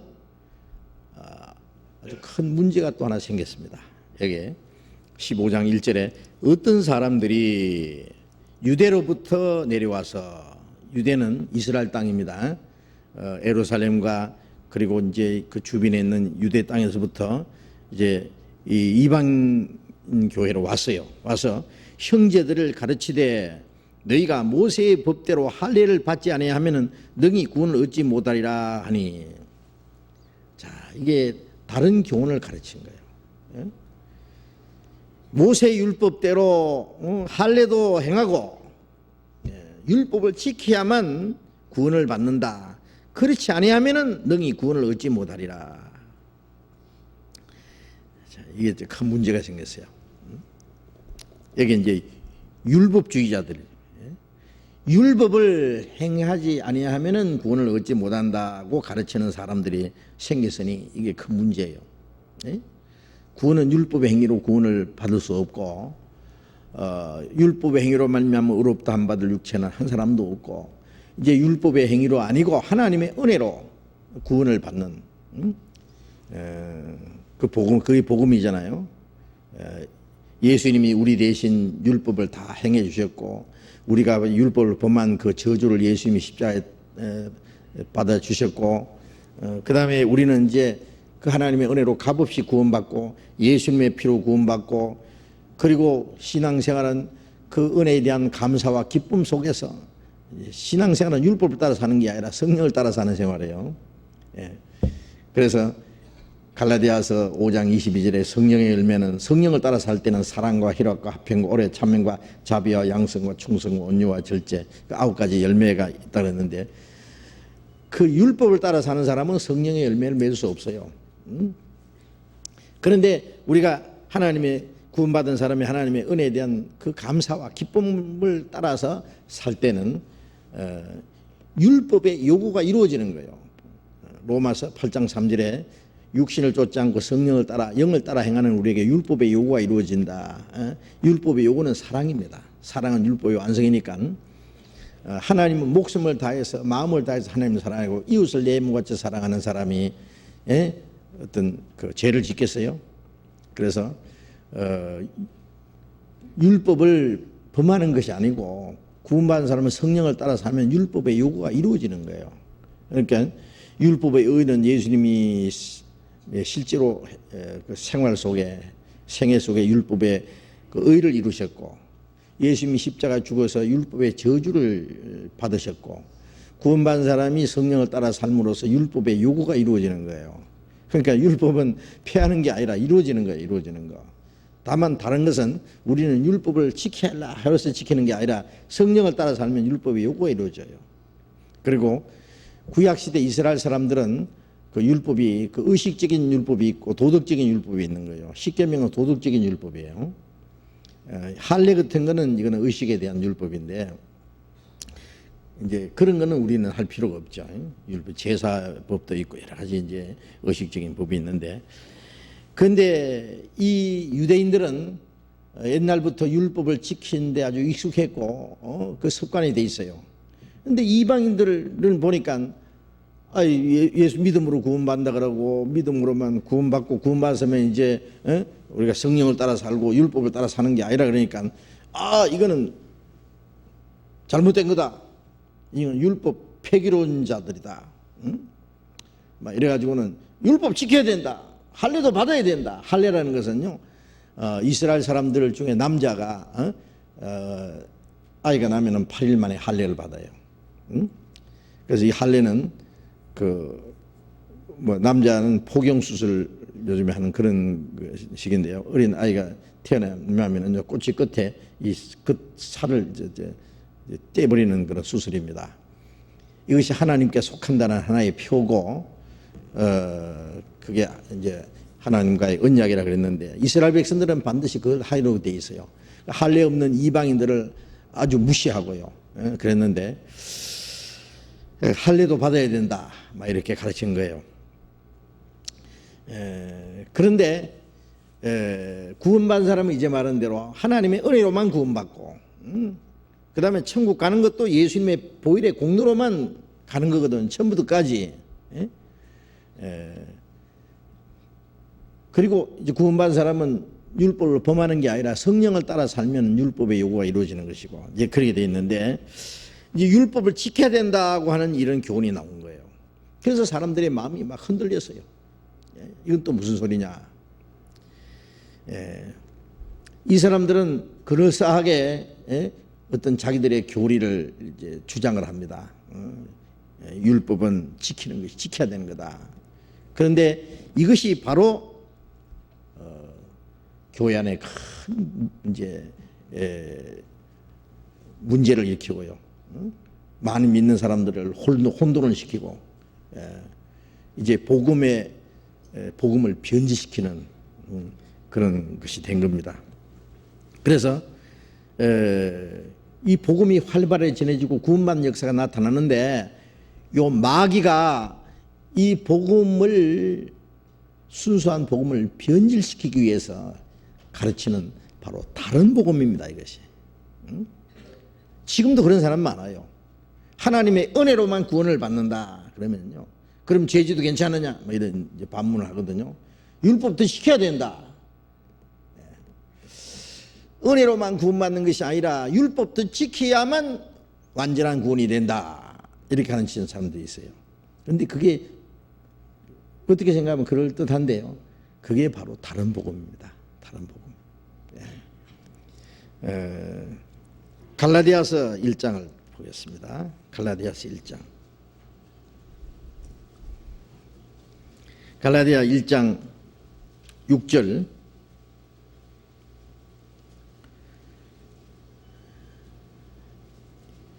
그리스도의 은혜로 너희를 부르신 이를 이같이 속히 떠나 다른 복음 쫓는 것을 내가 이상히 여기노라.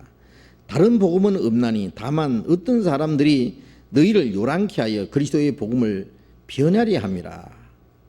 그러나 우리가 혹 하늘로부터 온 천사라도 우리가 너희에게 전한 복음 외에 다른 복음을 전하면 저주를 받을지어다. 우리가 전에 말하였거니와 내가 지금 다시 말하노니 만일 누구든지 너희의 받은 것 외에 다른 복음을 전하면 저주를 받을지어다. 자, 여기 바울 사도가 갈라디아에 가서 복음을 전해서 갈라디아 사람들이 하나님의 은혜로 말미암아 구원을 받았어요. 그런데 이 유다에서 온 이 율법주의자들이 와서 은혜로만 구원받는 것이 아니라 율법도 지켜야 구원받는다고 가르쳐서 그걸 받아들여요. 그게 다른 복음이에요. 다른 복음이라는 것이 여기 말한 대로 다른 복음 쫓는 것을 내가 이상히 여긴다. 하나님의 은혜를 속히 떠나 다른 복음 쫓는 것을 이상히 여긴다. 다른 복음은 없나니 다만 어떤 사람들이 너희를 요란케 하여 그리스도의 복음을 변하려면 복음을 변질시키려는 거예요. 복음. 그런데요, 구원 문제를, 우리의 행위가 아무리 좋지만은 행해야 구원을 받는다 그러면요, 그것은 하나님의 영광이 안 됩니다. 구원은 하나님의 은혜로 100%가 됐든지 1000%가 됐든지 완전한 거예요.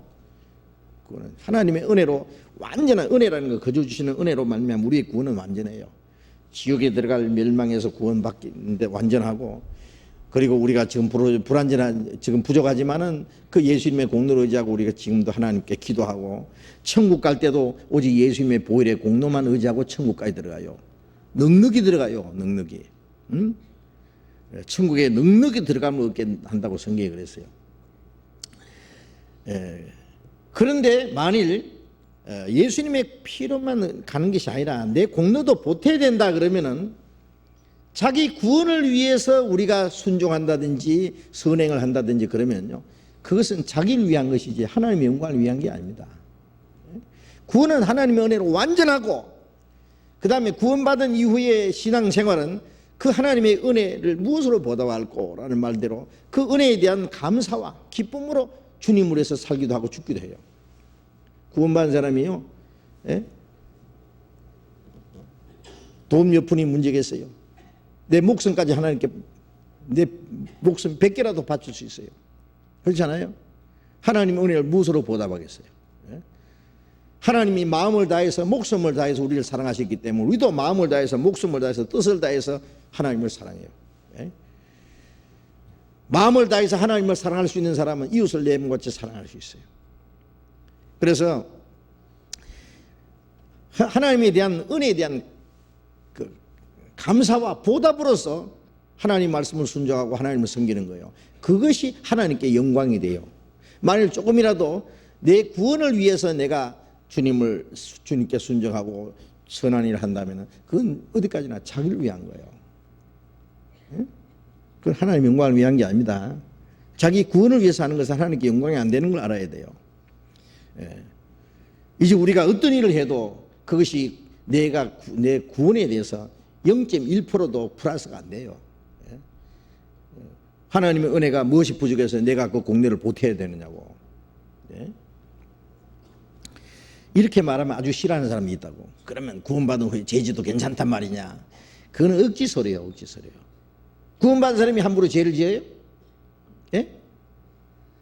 한 번 부모가 낳아주시면은 잘해도 아들이고 잘못해도 아들이에요. 그렇다고 해서 뭐 잘못해도 아들이니까 잘할 필요 뭐 있냐고 막 일부러 잘못한 사람이 있어요? 그러면 그 깡패지요. 아들이요? 잘하면 칭찬받고 잘못하면 매 맞아요. 징계는 있어도 멸망은 없다고. 하나님의 자녀도 그래요. 자녀가 맞아 죽을까봐 아버지 눈치 보고 순종한다면 아버지께 영광이 되겠어요? 부모는 자식을 완전히 사랑하고 자녀는 그 은혜에 대한 보답으로 감사함으로 순종하고, 이건 당연한 거예요. 그런데 우리가 내가 지옥 갈까봐 무서워서 순종하고 천국 가려고 노력하고, 그거는 하나님께 영광이 안 된다고. 구원받은 이후는 기쁨고 감사해서 주를 위해서 살아야 돼요. 그런데 구원받은 사람이 어떻게 함부로 죄를 짓느냐는 억진 소리가 나오냐고. 뭐 죄지도 괜찮겠네 그러고요. 그건 하나님의 은혜를 모르는 사람이 하는 말이죠. 그래서 율법도 지켜야만 구원받는다. 율법을 지키지 않으면 구원을 얻지 못하리라. 어떻게 하지 않으면 구원받지 못하리라. 이것은 완전히 거짓이요. 그래서 이것이 다른 복음이고, 다른 복음을 전하는 누구든지 저주를 받는다. 그래서 하늘의 천사라도 우리가 너에게 전한 복음 외에 다른 복음을 전하면 저주를 받을지어다. 바울 사도는 거듭 이걸 강조했어요. 그게 바로 이단이란 거예요. 이단이 뭔지 아세요? 예수님의 보혈의 능력을 부인한다든지, 거기다 다른 걸 보태야 구원받는다든지, 그것을 예수님의 보혈의 공로를 깔아먹는 거잖아요. 예수님의 공로는 완전하고 영원한데, 영원한 속죄라면 완전히 구원해요. 그런데 뭐 지난죄만 사했다든지 원죄만 사했다든지 뭐 예수님의 보혈의 공로를 자꾸 축소시키고 과소평가하는, 이것이 전부 다른 복음이에요. 변질된 복음이에요. 그게 바로 이단이에요. 바로 그것이. 그렇잖아요. 거짓된 게 이단이지 뭐예요. 이건 저주를 받을 자다. 저주 받을 자. 이 다른 복음은 누가 만들어냈냐? 마귀가 만들어내는 거예요. 믿지 않는 사람들은요, 믿지 못하게 하고 악을 행하게 해요.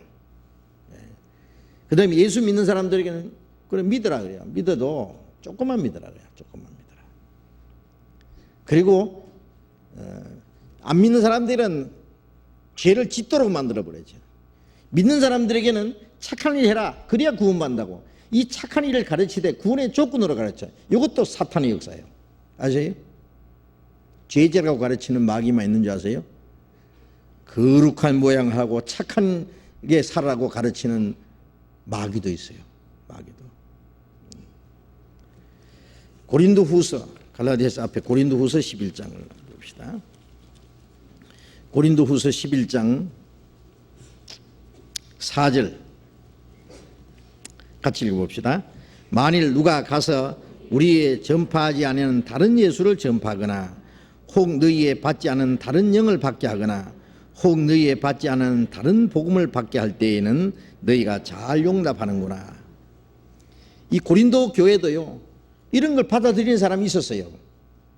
예? 그래서 만일 누가 가서 우리의 전파하지 않은 다른 예수를 전파하거나, 다른 예수는 예수인데 다른 예수예요. 예? 믿지 말라고 하는 마귀도 있지만 예수를 믿으라고 하는 마귀도 있어요. 예? 그래 다른, 약간 다른 게 가짜예요. 다 가짜에서 약간 다른 거. 예? 모나니 볼펜인데 모나미 볼펜인데 모나니, 제가 전에 가짜 한 보따리 샀다는 거 얘기했잖아요. 길가에 가다가 모나미 볼펜 되게 싸게 팔더라고. 그래서 막 몽땅 사는데 집에 와서 가만히 보니까 뭐가 이상해 보니까 모나니더라니까. 모나니. 그게 가짜예요. 완전히 제주 공장이 달라요. 예? 써보면 달라요. 가짜예요. 겉으로는 멀쩡하게 만들었는데. 예. 그래서 다른 예수, 약간 다른, 얼마나 다른지 아세요? 천국과 지옥이 다른 것처럼. 예? 믿기는 믿어도 구원 못 받는 예수, 다른 예수예요. 예. 다른 예수를 전파하거나 너희의 받지 않은 다른 영을 받게 하거나. 자, 영이 성령입니다. 성령을 받았다고 하는데 영은 영인데 성령이 아니고 다른 영이에요. 마귀 영이에요. 예. 어떤 사람은 막 성신 받았다고요. 기도하다가 성신 받았대요.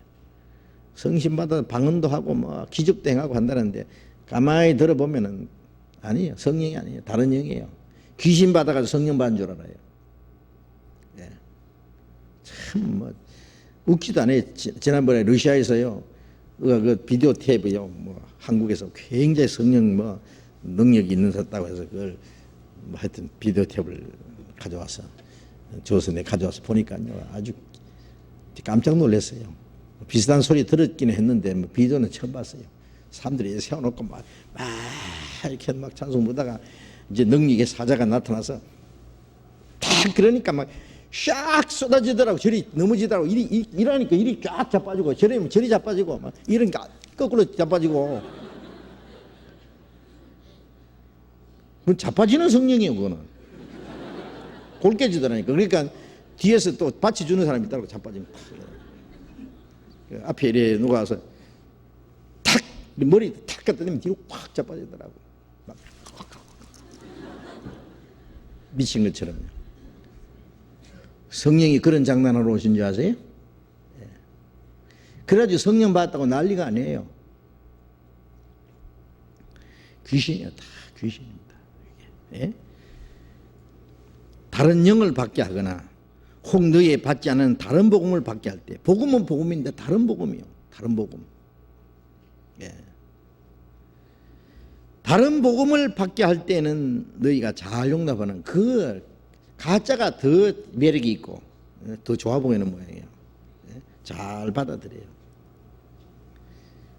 물론 그런 거 받아들이는 사람은 그 구원 아닙니다. 11장 13절 봅니다. 저런 사람들은 거짓 사도요 개울의 일꾼이니. 저런 사람들은 누구냐면 다른 예수, 다른 영, 다른 복음을 전하는 사람들을 그 사람들을 말하는 거예요. 저런 사람들은 거짓 사도요 개울의 일꾼이니 자기를 그리스도의 사도로 가정하는 자들이라. 거짓 사도요 개울의 일꾼이니. 개울이라는 건 속이는 자입니다. 개울의 일꾼이니 자기를 그리스도의 사도로 가정하는 자들이라. 그리스도의 사도인 척하는 거예요. 14절. 이것이 이상한 일이 아니라 사단도 자기를 광명의 천사로 가정하나니. 원래 사탄이 광명의 천사였어요. 그런데 광명의 천사로 가정하나니. 그러므로 사탄의 일꾼들도 자기를 의의 일꾼으로 가정하는 것이 또한 큰일이 아니라 저희의 결국은 그 행위대로 되리라. 사탄의 일꾼들도 자기를 의의 일꾼으로 그리스도의 사도로 가정해요. 이런 사람들이 많이 나와 있습니다. 이건 완전히 사탄의 역사예요. 어떻게든지 이 복음을 변질시켜 가지고요 사람들로 하여금 구원받지 못하게 하려고. 그래 거기에 미혹되는 사람들이 있어요. 하여튼 지금도 별별 사람들이 다 많아요. 별별 사람들. 이 기독교 겉으로 보면은요 하나님 믿는 것 같고 예수 믿는 것 같고 하나님께 예배하고 기도하고 뭐 찬송하고 잘 하는 거죠. 내용에 들어가 보면은 다른 거예요. 얼마나 다른지 몰라요. 별별 게 다 있어요. 이게 참 문제입니다. 마귀가 얼마나 역사하는지 몰라요. 이 세상에 뭐 진짜 아주 물건이 좋은 거 나오면요 유사품 있잖아요. 가짜가 막 만들어내는 것처럼요. 이거는 뭐 기독교 가짜는 누가 이걸 제어도 못해요. 그리고 가짜가 더 큰 소리 치고 더 수가 많고 세력이 많고 그러니까 이게 가짜가 진짜처럼 돼버리고 진짜가 가짜처럼 돼버렸다니까. 그러세요? 이런 세상입니다. 이 가짜, 기독교 가짜가 제일 많아요, 제일 많아. 그거 아셔야 돼요. 구약성경 레위기 잠깐 봅시다. 레위기 10장을 봅시다.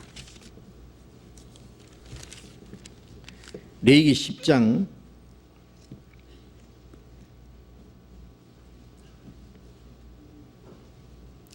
1절 봅니다.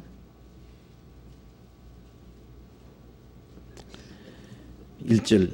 아론의 아들 나답과 아비후가 각기 향로를 가져다가 여호와의 명하시지 않은 다른 불을 담아 여호와 앞에 분향하였더니 불이 여호와 앞에서 나와 그들을 삼키매 그들이 여호와 앞에서 죽은지라.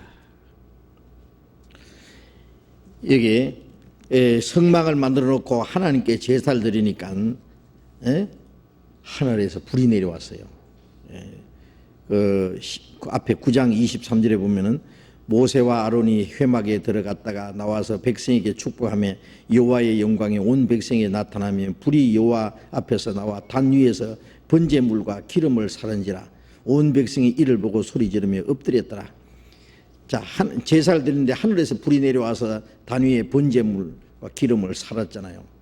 이 하늘에서 내려온 불을 가지고 계속 이제 하나님께 제사를 드리는데 여기 아론의 아들 나답과 아비후가 각기 향로를 가져다가 여호와의 명하시지 않은 다른 불을 담아다가 여호와 앞에 분향했습니다.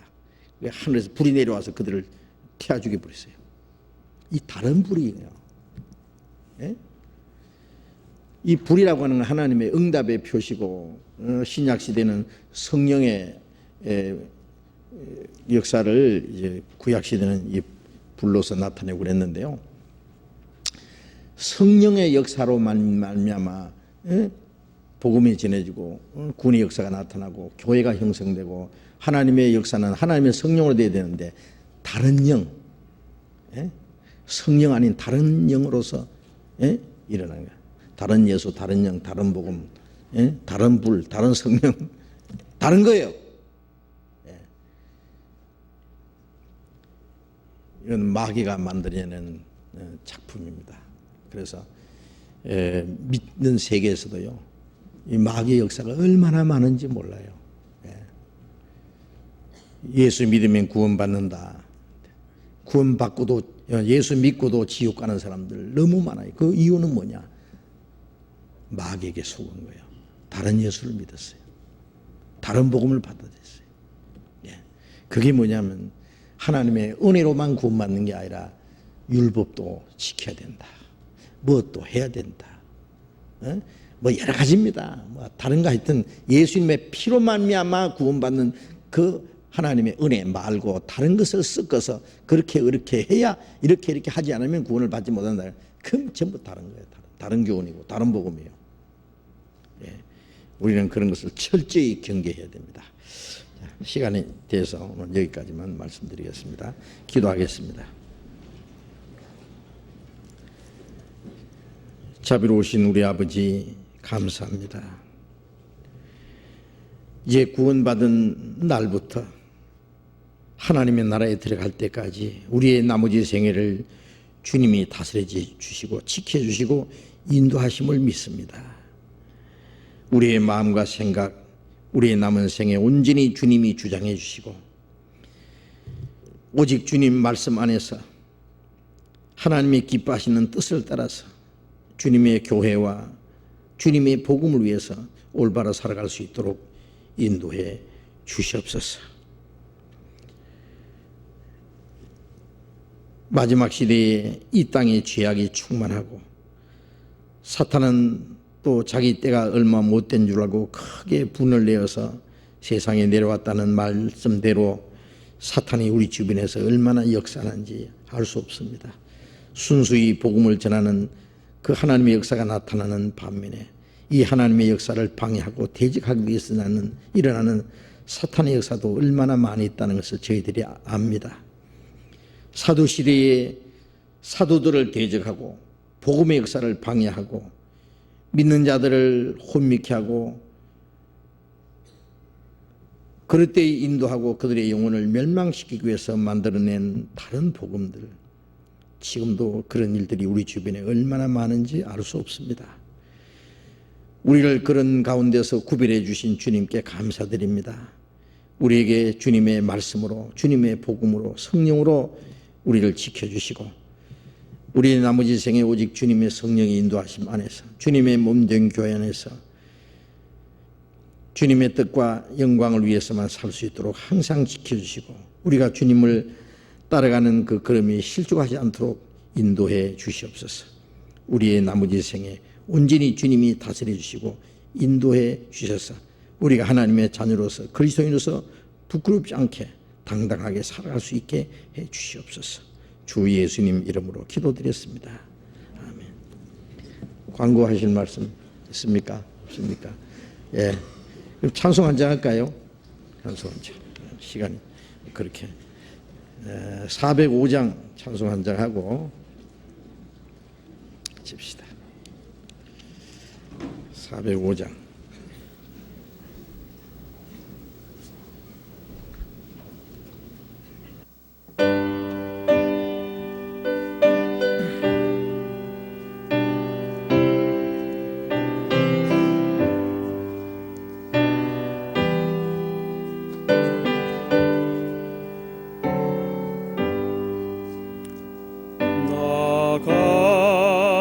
같은 죄인 살리신 주는 놀라워 잃었던 생명 찾았고 광명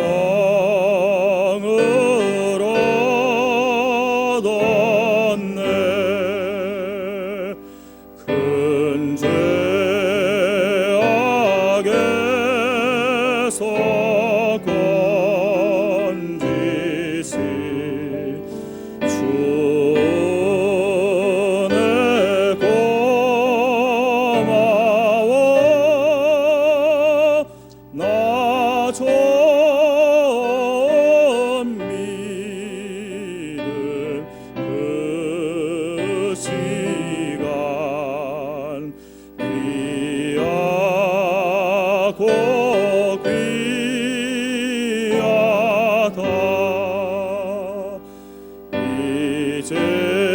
이제껏 내가 산 것도 주님의 은혜라. 또 나를 장차 본향에 인도해 주시리.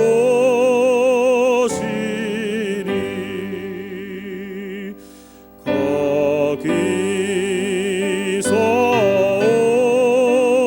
우리 영원히 주님의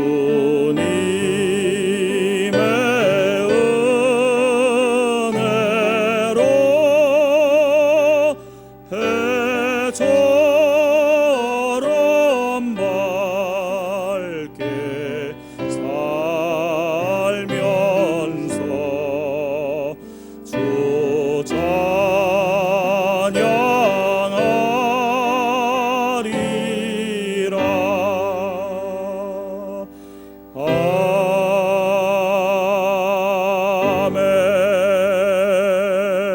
아멘. 집회 마치겠습니다. 조심해서 돌아가시기 바랍니다.